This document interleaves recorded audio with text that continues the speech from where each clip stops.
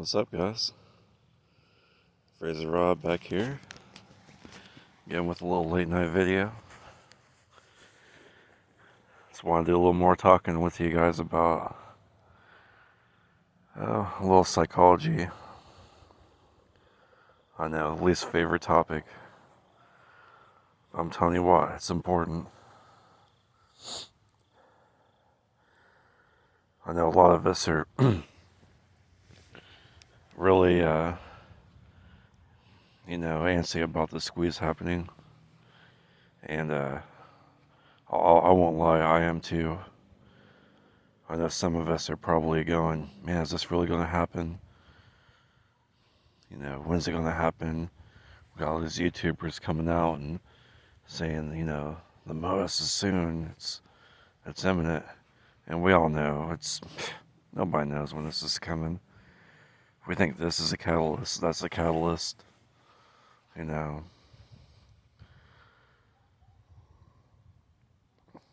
All I know is we're about a couple years closer than what we were.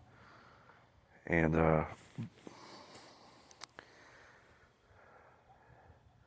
would say that we're probably months away. That's just my honest opinion.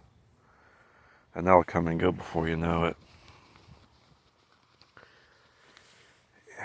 And I do want to talk about some serious issues that we're going to face when we all come into that wealth. A lot of people aren't thinking about it. We're all thinking about, the lottery winners, oh, I wish I won the lottery. We're all going to be that. We don't see the dark side of it. A lot of them, money can create you a lot more problems if you don't know how to use it wisely.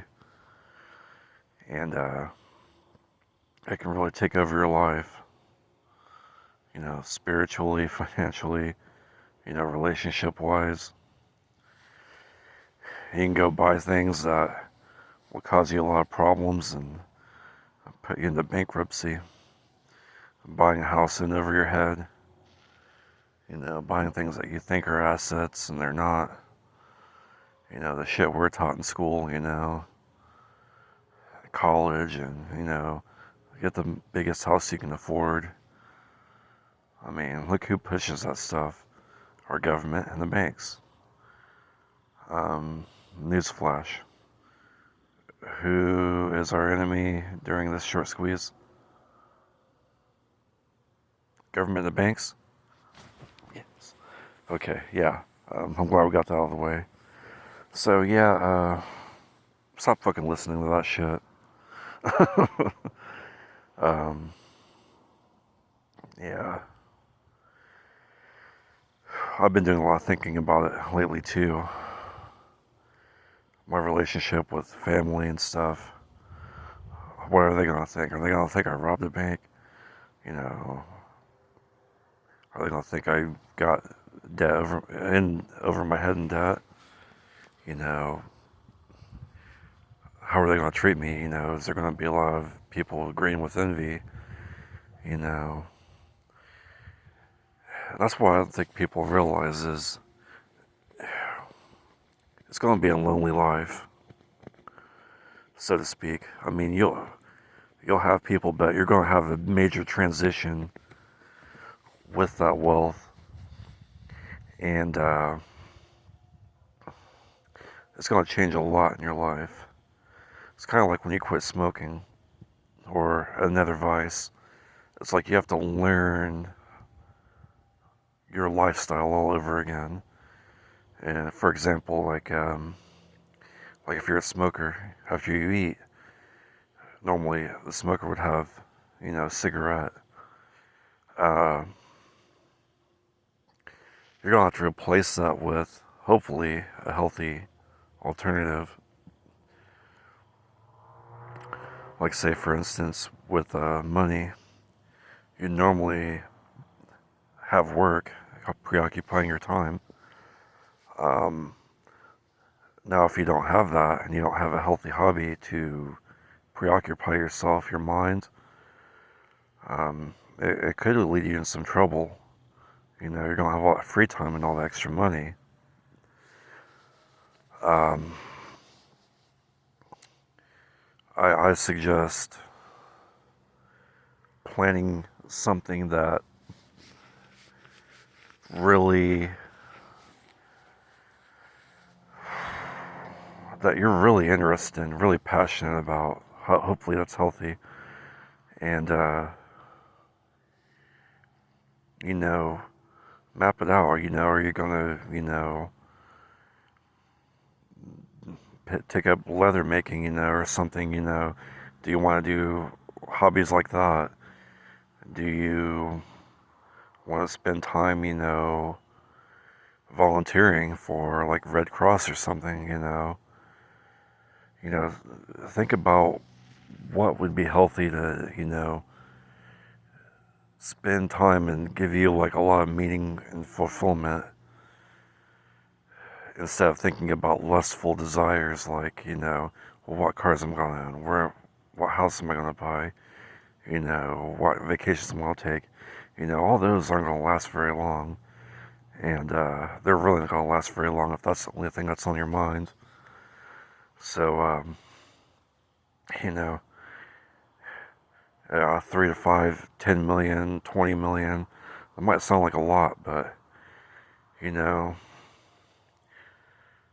money goes faster than you think if you do not have a plan for it.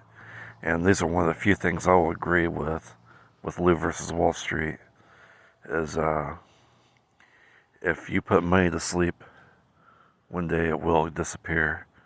And I fucking will attest to that. For instance, last year I made a decision to quit my job for personal reasons. Um, I had about 10 grand sitting in my bank. I thought I was sitting pretty. I mean, I was like, I'm cool. I quit my job. Fuck that shit. Fuck them. I'm gonna do DoorDash. You know, and man, I found out real quick. And I only drive a little Honda Civic. I mean, it's an old thing. And man, after repairs, cost of living, some checks weren't as good as I thought they'd be. That 10 grand went by really fast. And to me, I mean, a lot of people, you give them 10 grand, they would think that's a lot of fucking money, and it is. But it costs a lot of money to live. It's only going to get more expensive. So, I can't give you guys financial advice, but my advice is you guys need to really sit down and think about things long and hard. Because this whole movement, I feel like, is kind of like school. They make everything seem like rainbow and sunshine and fucking all kinds of peaches and cream and shit. And then when you get out there, you're like, whoa, this isn't what they made it out to be. And it's fucking not. I mean, we're apes and this and that. I mean, that's fine. But, life still won't give a fuck about you. It'll teach you a real hard lesson if you got too big of an ego. So, I'm trying to get too serious about this, but I really think it's good to, really step back and think about this while we have the time before, this massive amount of wealth comes through, It, it still kind of boggles my mind, because sometimes it doesn't register, you know what I mean? It's like thinking about where I came from and then looking at the timeline, how long I've struggled at work, thinking about what I make now and thinking at one time that was so much money, and now I'm just like, it's like the dopamine rush is gone, you know what I mean? And that's going to happen too, believe it or not, it will. You get $1, $2, $3 million. If you always crave something that you don't have, you will never be happy with where you get. That is a fact. I don't care if you have $1 billion. You're still going to be like, oh, is that it? You're going to get tired of it. Well, why can't I have, you know, why can't I have 10 billion? What the fuck do you need 10 billion for? 'Cause I'm tired of only being worth 1 billion. What the fuck do you mean, dude? Like, you're worth a million. A lot of people fucking would only dream about that. They would make that in their life. Some people don't even make that in their life. You make a million, that's not enough. I'm gonna put my money in another play. Oh, like, no. You know, just for instance, I get a big amount of money like that. You know, I'm not opposed to diversifying it myself. Say I want to get into another play like Eyeless. It's a penny stock. Really good prospects to actually make money. When they get uploaded to the NASDAQ, I mean, that'd be great, take 10%. What's 10% of fucking, 3 million? That's 300 grand. Say that 10x's. There you go. You got in there 3 fucking million. You only had to fucking risk 10%. If you lose all your 10%, you didn't fuck yourself. I mean, it's just risk management like that. I want you guys to understand, I'm not trying to sway you guys, but I just want to get you guys thinking in the right, sense, You just... Here's the biggest thing. Since we grew up, all of us middle class people, we are taught to be consumers. That's how we're hardwired. When you're a little kid, we watched our parents do it. And when you're a child, your brain is a sponge. That is our foundation. We are not like a lot of one percenters where they watch their parents invest. That is their foundation. It's second nature to them. Just like blowing money at fucking Black Friday shopping is second nature to us. So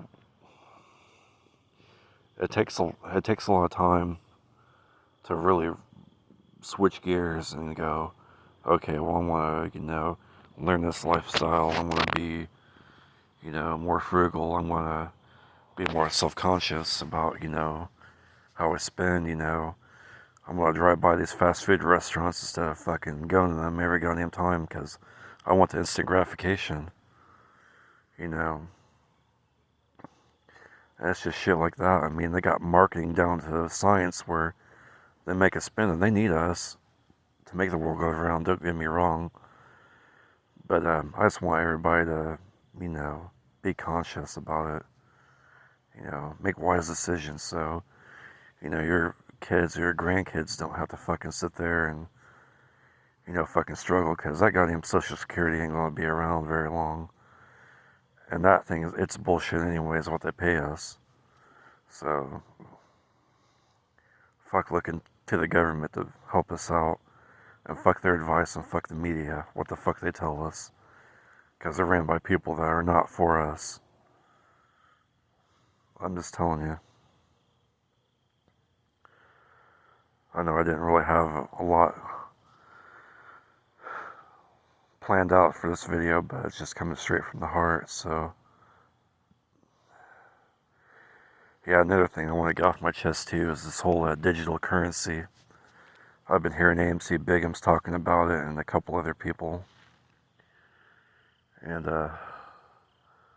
that's kind of scary too because I feel like that's their way to keep control of us because if we're going to be getting all that money switched over to us, I feel like it's their way of just being pissy and going, oh yeah, well fuck you, we're not letting you have control of your life.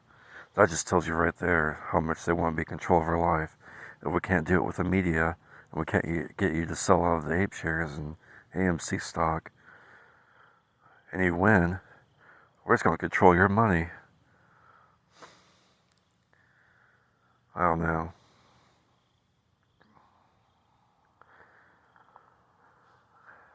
With that being said, I'll say this and I'll let you guys go. But I'm thinking about diversifying my money in a few different places.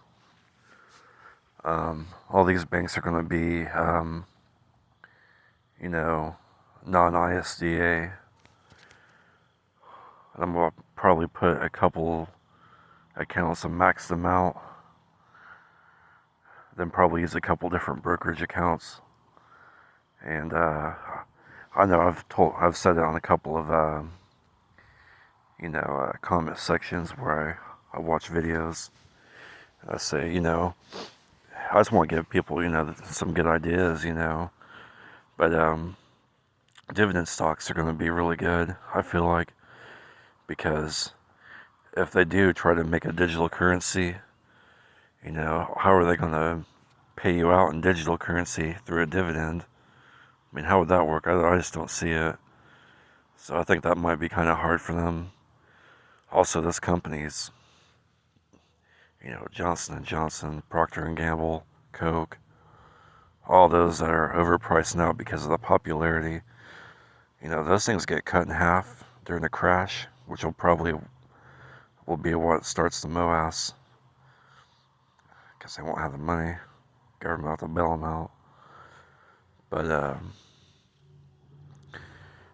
you imagine investing in those, earning dividends, and waiting for it to go back up. Say it'll probably take about 2 or 3 years.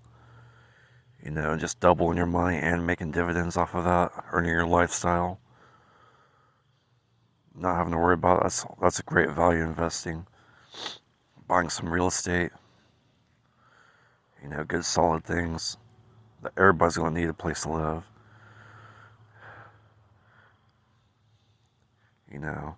Johnson & Johnson, everybody's going to want health care. Coca-Cola, who the fuck's going to stop drinking Coke? That stuff's so addictive. Just like McDonald's. I need my MSG fix. And itching. Fucking flying through the drive-through line. I go through there at 8 o'clock in the morning, and I'm like, Jesus Christ, bitch. The fuck you doing coming in there, doing her makeup, fucking ordering a Big Mac? Like, bitch.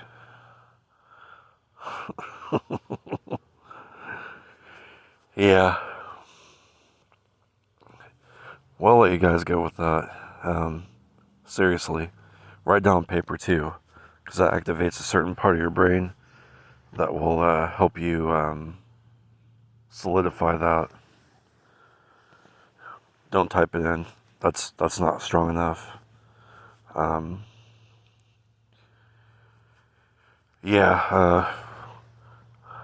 Another video I want to talk about is there's a difference in certain brokers. I just thought of it. Robinhood being one of them.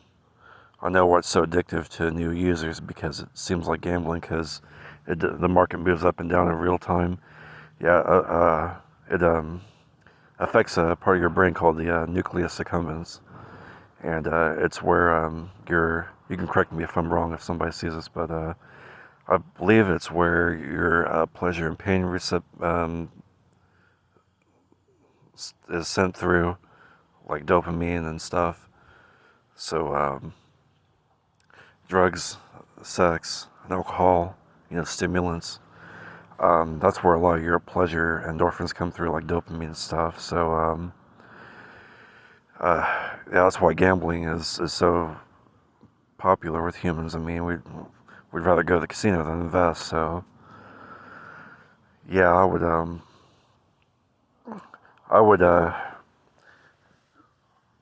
I can't tell people what to do, but I do and I don't, because of that reason.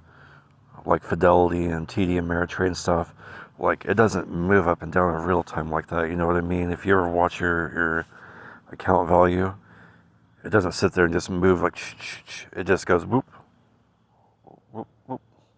Like it'll just do it like every minute or two. I know it sounds like nonsense, but it's real. And the reason why that's important is during the MOAS, you're going to be seeing highs and lows real fast. That's going to activate that nucleus accumbens in your brain. And that may not be a good thing. And this is one last piece, and I will let you guys go. I'm sorry. I get running off, but Common Sense Investor said this in a live stream about a few months ago. He says, I got a trick for you. And he said, during that squeeze, I want you to do something. I was like, wait 5 minutes. He was like, that price is going to change a whole lot. So, yeah, I'll let you guys go with that. I'll talk to you guys later. Peace.